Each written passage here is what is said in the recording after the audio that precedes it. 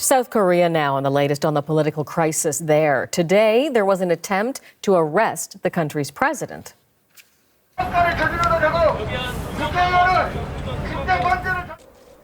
Authorities entered the presidential compound to question President Yoon Suk Yeol. He has already been impeached by South Korean lawmakers over his failed attempt last month to impose martial law. He's now being investigated for insurrection. And to break down these latest developments, let's bring in now Jeremy Chan. He's a senior analyst with the Eurasia Group with an expertise in the Korean Peninsula. Thanks so much for your time tonight. Thanks for having me. Joining us from Washington, I should mention. So, Jeremy, a 6-hour standoff ending with the South Korean police failing to arrest the president. Let's start with your reaction to the events we saw play out. Well, the high-level take is that there are competing mandates in the government. You have the Corruption Investigation Office, which sits under the prosecutor's office, and they have been tasked with carrying out a criminal investigation into impeached President Yoon on charges of insurrection related to his declaration of martial law on December 3rd. You also have, on the other side of the ledger, the Presidential Security Service, which is vouchsafed to protect the president at all costs. Meanwhile, their commander-in-chief is telling them that ongoing criminal investigation is invalid, illegitimate, and he will not receive any summonses from them. He will not allow them to detain him and bring him into questioning. And so you have these two forces meeting each other, and hence the 6-hour standoff that we saw on Friday and the broader sort of political crisis that South Korea seems to or continues to find itself in. And in fact, South Korean police who attempted to make the arrest withdrew after being outnumbered by Yoon's own presidential security. How is he able to have these protections despite being stripped of his power? So it's an important question. His presidential authorities have been suspended, but he is still the sitting president. There is a separate ongoing trial or investigation happening at the Constitutional Court, which needs to rule on the impeachment motion that was passed by the National Assembly last month. Until the Constitutional Court upholds that motion, Yoon will not be removed from office, and he will be afforded all of the privileges that the office affords, which means both security as well as immunity from prosecution for all crimes except for insurrection and sedition. So that's sort of this liminal state in which Yoon finds himself currently. And that's also why it would probably benefit South Korea were the prosecutor's office to allow the Constitutional Court to finish its own process and remove Yoon from office before they proceed any further with this separate investigation. When you see Yoon using the military force, though, to defy an arrest warrant, does it leave you concerned at all about the state of democracy in South Korea? I'm deeply concerned. I think there's nobody in South Korea who's not concerned about the state of democracy in South Korea at the moment. I think we've probably passed the scariest moment, which occurred for those 6 hours on December 3rd, when we had martial law declared, and it looked like South Korea could be taking an authoritarian turn.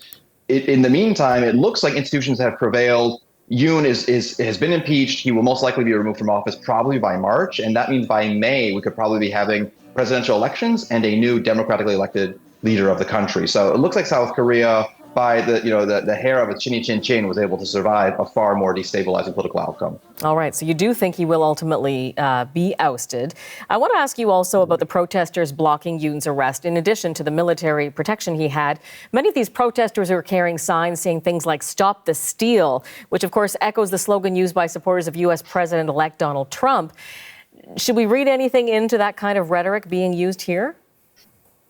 I think that's an interesting observation. So one of the sort of salient points about South Korean politics is that the conservatives, the right, of which Yoon is a member, that they are historically more pro-U.S., sort of pro-security ties, pro-military. So they look to Washington for a lot of their sort of inspiration. So it's not surprising that a lot of the pro-Yoon supporters are also waving American flags. The fact that they're also stealing some of the rhetoric or using some of the rhetoric that President-elect Trump does in the United States is an interesting development here. But Yoon himself and his lawyers have also claimed the same sort of broad presidential immunity that President-elect Trump has also claimed in terms of being immune from prosecution for any act that is given to the president under his constitutional authorities, including potentially the declaration of martial law. That looks like it's going to be the basis for his defense before the Constitutional Court when it opens trial on January 14th. So it's interesting that even President Yoon himself looks to the example of President-elect Trump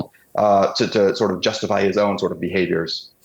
And a final thought, then a bit of a prediction, I guess, as you look ahead. I gather that South Korean authorities have until January 6th with that arrest warrant before it expires. So how do you think this plays out in the coming days? So the Criminal Investigation Office, which was the one that was sort of ineffective yesterday at detaining Yoon, they have suggested that they'll make another attempt to detain him this weekend. We don't believe that will be particularly successful. There's going to be more protesters on the streets, and security services are no less substantial than they were yesterday. However, it's worth pointing out that the warrant that was issued by a Seoul Municipal Court to the criminal or the corruption investigation office could also be renewed. They could issue it again Tuesday of next week. They could roll this back, and we could see this drama repeat itself in the coming days and weeks ahead. So South Korea is still not out of the woods yet. And just a final thought to put this into perspective for us watching, most of us without the expertise, the deep knowledge that you have, how unprecedented and remarkable is this in terms of what we're seeing play out?